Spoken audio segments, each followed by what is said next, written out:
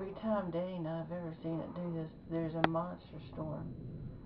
It has this, this light down here is confused by the lightning.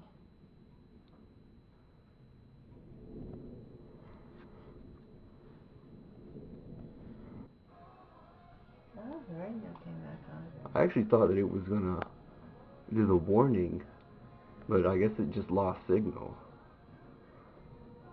There we go. I don't know if that radio will do a warning. Yeah, well, Well, it's done it before.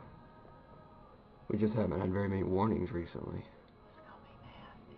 I think I might go unplug my computer. Yeah, I'm gonna. Yeah.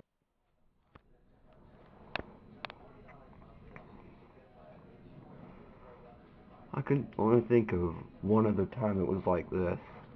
And the storm didn't actually hit, I don't think. We were walking out on the driveway at the other house, and it was behind us. You remember that? Vaguely, yeah. It did this one time in Madison. That's the night we had the wall cloud that snapped the tops out of all the trees.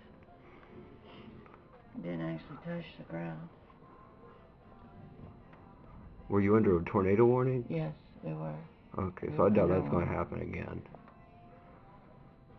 So this isn't even under... It tore tiles off the roof and broke the trees and everything. And it was a loud storm and got louder and louder. We were hiding in the laundry room. It got louder and louder and louder, and then everything got quiet and still, and it was over. You're in the laundry room? Yeah. Well, that house, their laundry room was in the middle of the house. Okay. It didn't have any windows.